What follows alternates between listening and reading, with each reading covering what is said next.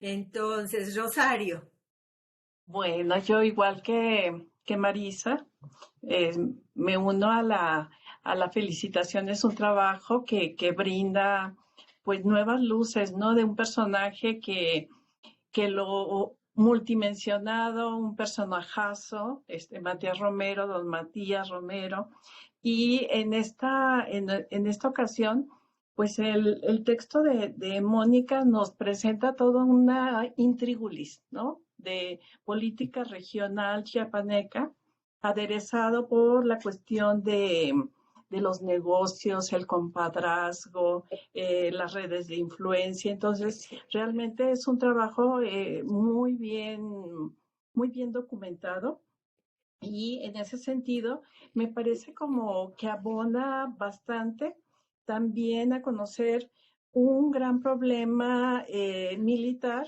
que ocurrió pues casi a todo lo largo del siglo XIX y en el Porfiriato, que es la cuestión de la guerra de castas, ¿no? Hasta un episodio de la guerra de castas y cómo está la cuestión de la compra, del envío de armas.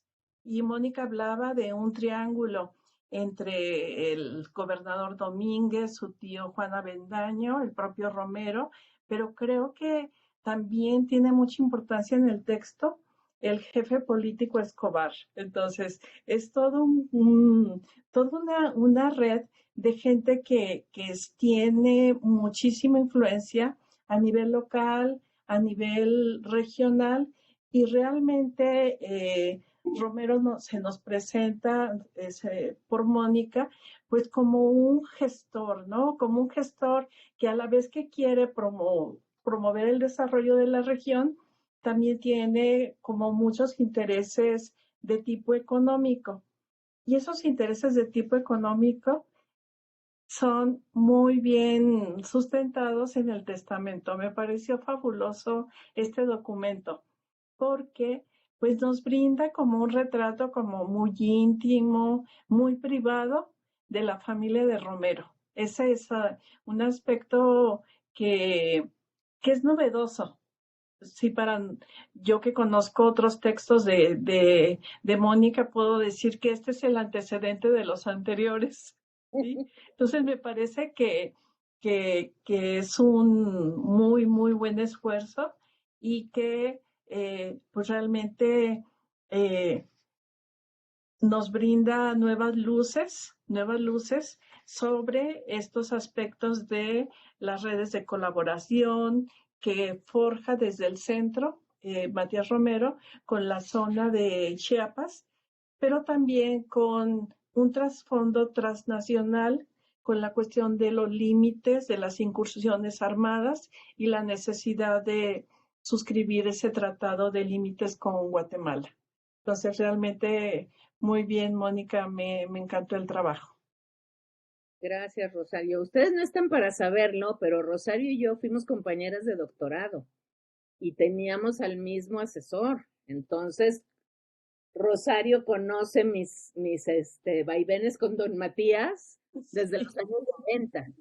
Y Rosario te trocó dos cosas que quisiera resaltar y que también creo que voy a enfatizar un poquito más en el texto. Una, es que don Matías Romero es enorme. Yo me acuerdo que hace 20 años me invitó a desayunar José Romero, el sobrino bisnieto de don Matías Romero, y me decía que cuando la familia recibió, digamos, los bienes de Matías Romero, los papeles de Matías Romero, lo primero que ¿cómo diría yo? Los señalaron, los catalogaron fue por peso.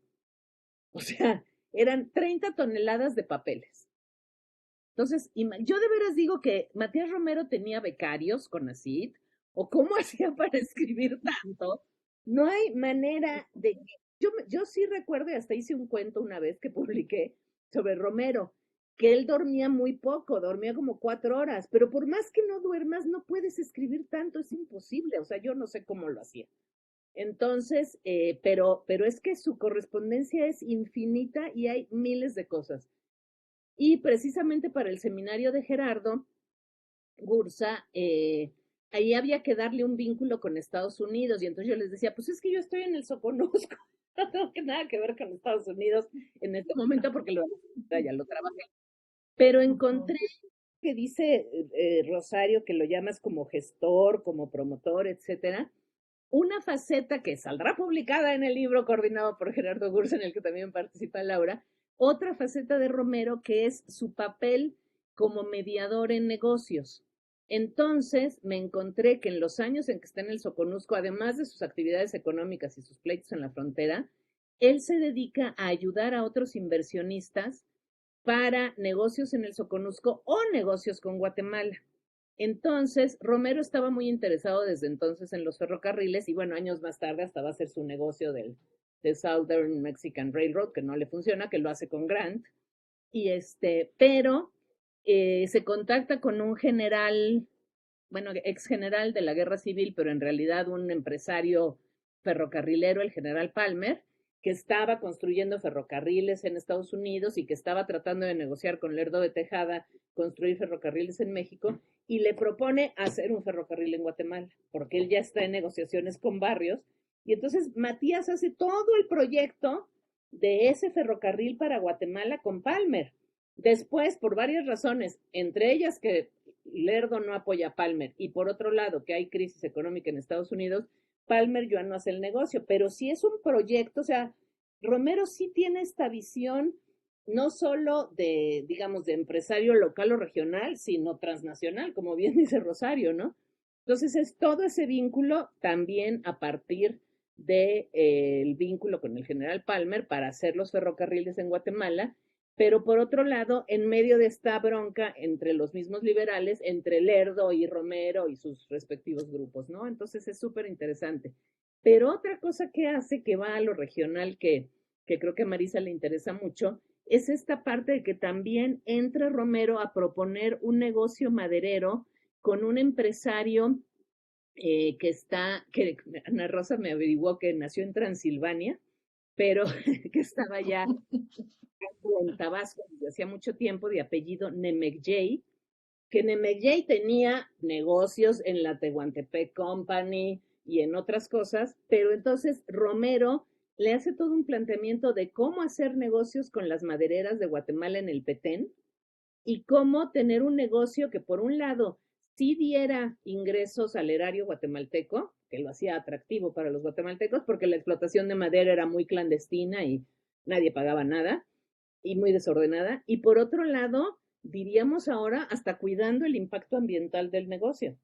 O sea, Romero preocupado de que no se explote donde no se debe y da toda una explicación también de cómo se trabajaba la madera, etcétera. Entonces, a mí me impresiona esta versatilidad de Romero, que lo mismo está con los ferrocarriles, que con las maderas, que con el café, que con la frontera, que, o sea, de veras sí era, o sea, para mí sí me parece que tenía una mente privilegiada porque tenía una capacidad para plantear proyectos en muchísimos sentidos. Entonces, cuando salga ese libro, se los vamos a recomendar muchísimo porque hay, bueno, artículos de Ana Rosa, de Paolo, de Marcela Terrazas, del propio Gerardo, de Laura, y este mío que yo hice, pero que se va como armando el rompecabezas de Romero.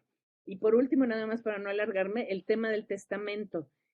Este testamento, que es de 1880, está muy centrado en el Soconusco, porque justo acaba de dejarlo, entonces tiene mucha información sobre el Soconusco. Y luego, gracias a Paolo, encontramos el de 1898 y es un testamento muy diferente. No sé si ya lo pudiste echar un ojo, Laura, pero es un testamento muy diferente porque ya está centrado más, pues ahora sí que en el capital general y la familia, etcétera, pero ya el Soconusco prácticamente no sale mencionado.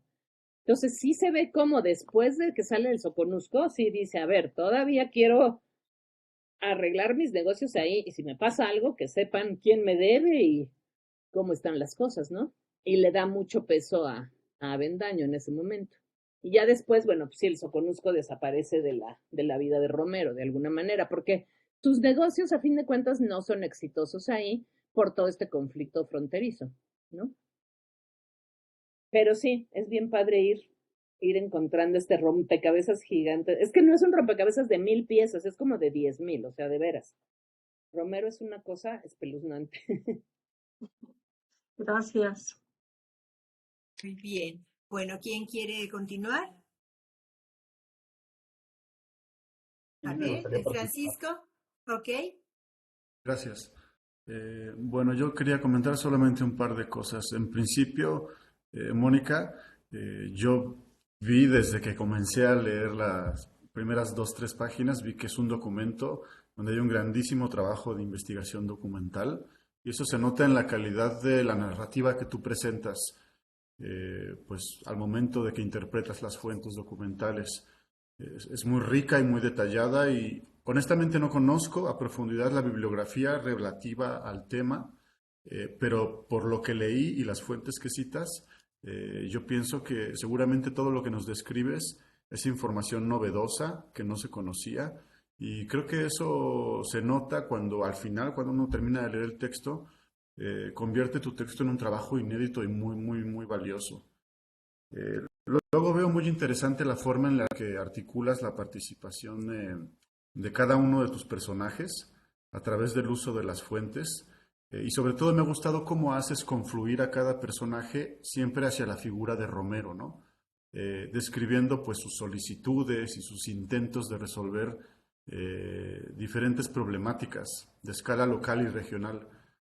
Aunque también veo en estos personajes que parece siempre estar presente, pues la alusión a resolver, sí, los problemas locales o regionales, pero siempre pensando en un proyecto nacional común, ¿no? Y que tiene que ver primero con la guerra de castas y después con el tema de los límites con Guatemala. Entonces, es interesante todo lo que se teje a diferentes escalas, ¿no? En su relación con Romero. Y yo originalmente te quería preguntar precisamente algo que ya más o menos respondiste, sobre la relevancia o el impacto que tuvo esta etapa de vinculación de Romero con actores políticos regionales y con el establecimiento de sus propios negocios en el Soconusco, pues con la conformación de la Comisión de Límites, ya en tiempos del régimen de Porfirio Díaz. Más o menos ya nos lo explicaste, y creo que eso también le da relevancia a tu trabajo porque son una serie de antecedentes, ¿no? Que aclaran cómo es que Romero estuvo vinculado a la conformación de esta comisión de límites, ¿no? Ya en la década de los 80.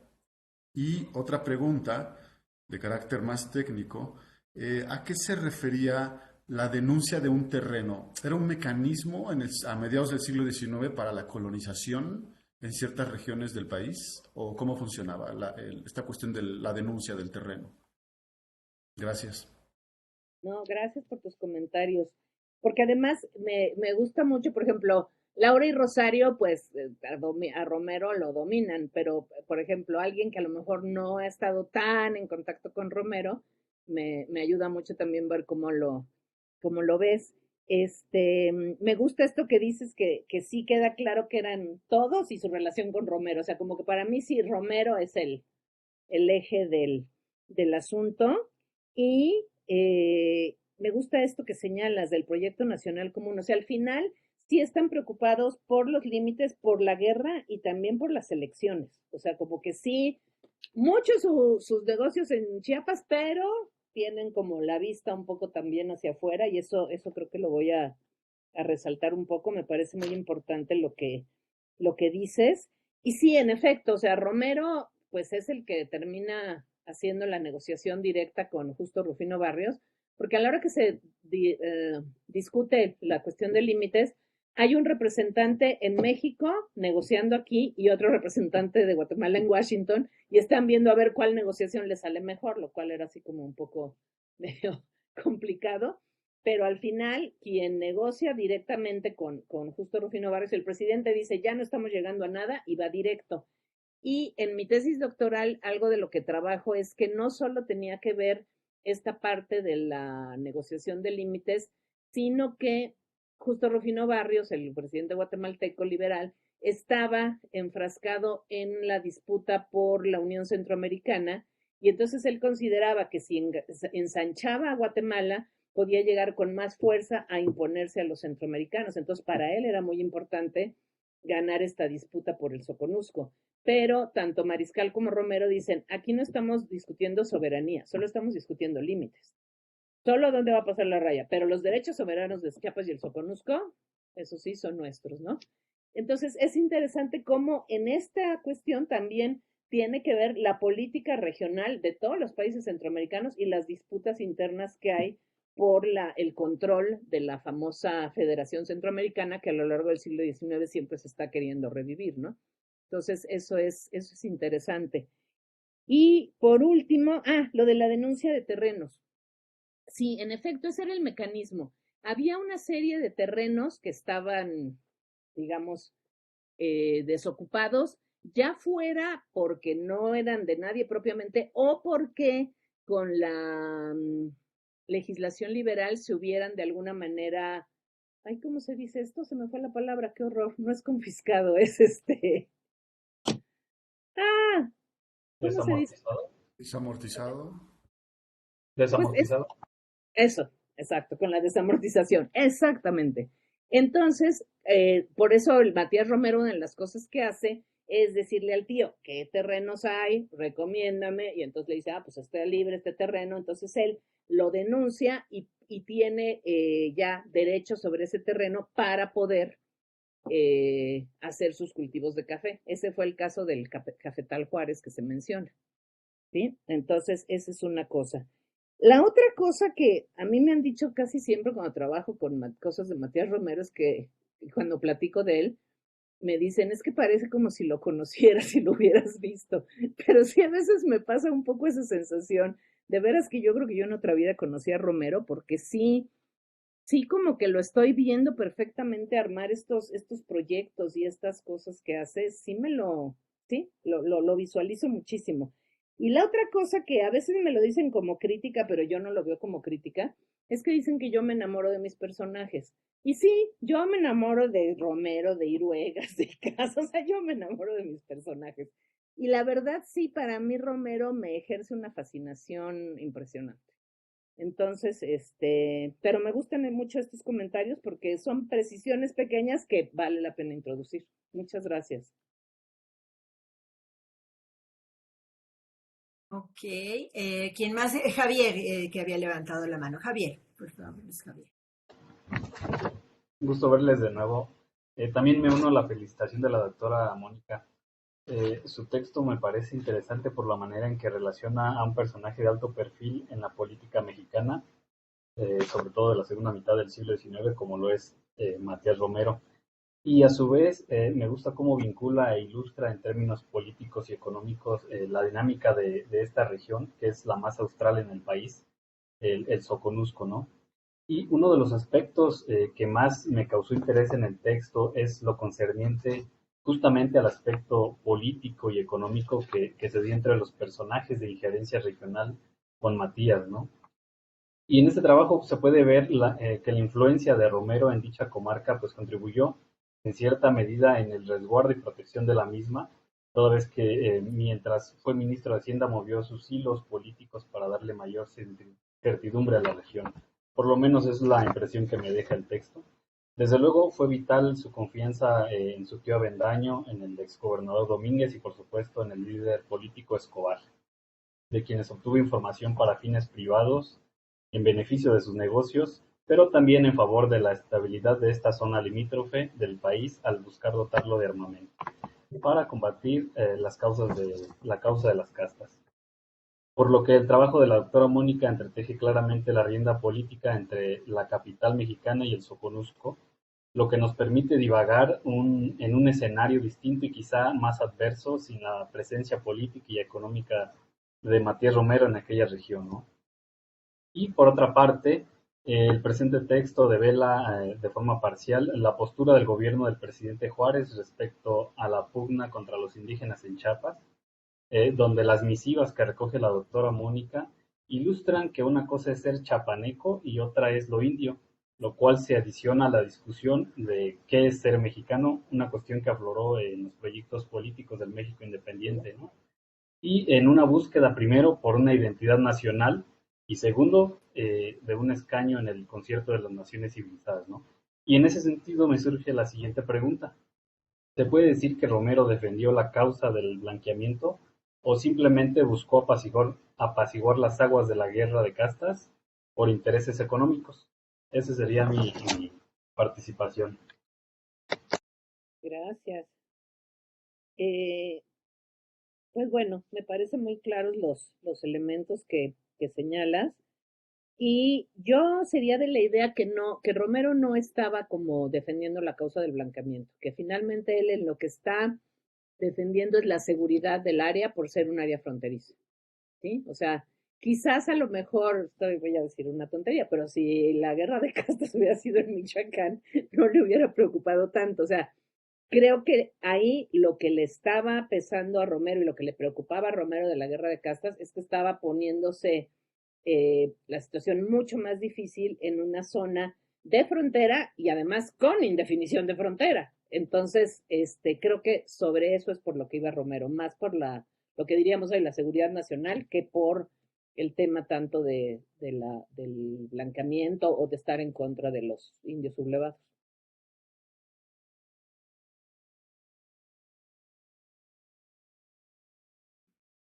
Ok. ¿Quién más? ¿Claudia? ¿Carmen? ¿Alicia? ¿Quién? ¿Claudia? Ok. Yo, doctora, por favor, sí.